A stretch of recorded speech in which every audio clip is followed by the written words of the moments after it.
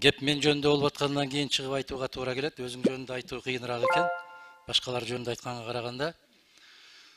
Россия Федерациясында жакында бир депутат байкабай бир багышты атып алды да, лось.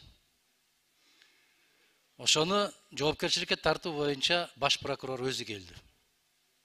Мамлекеттик думага баш прокурор өзү келди. Бул мамлекеттик думанын деңгээли, ошол эрежеси ушундай.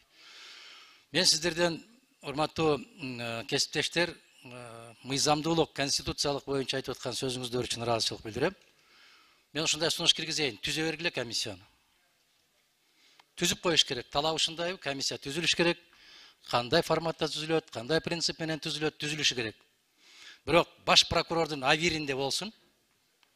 Бул заман тез эле өзгөрөт. Булут кетет, жаркыраган күндөр келет. Ошол баш прокурор эртең ушундай деген шылтоон айтат. Мен жок элем, орун басарларым ушундай кылып коюптур деген шылтоон айтат.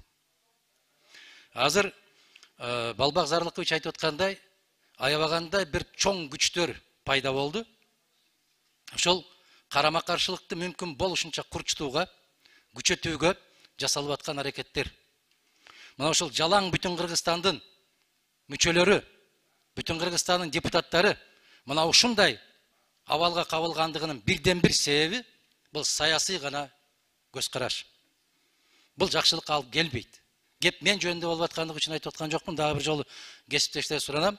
Ар бир киши жараткан маңдайына жазганын гана көрөт, пендеси эч нерсе жасай албайт. Боло турган иш болот. Ошондуктан комиссияны тез арада түзүп, комиссия өзүнүн ишине киришип, адилеттүү чечим чыгарат го деген үмүт менен ушул ишти андан ары карай уласак. А калган нерсе баш прокурордун авиринде калсын. Аппарат баш прокурордун келишин камсыз кылган.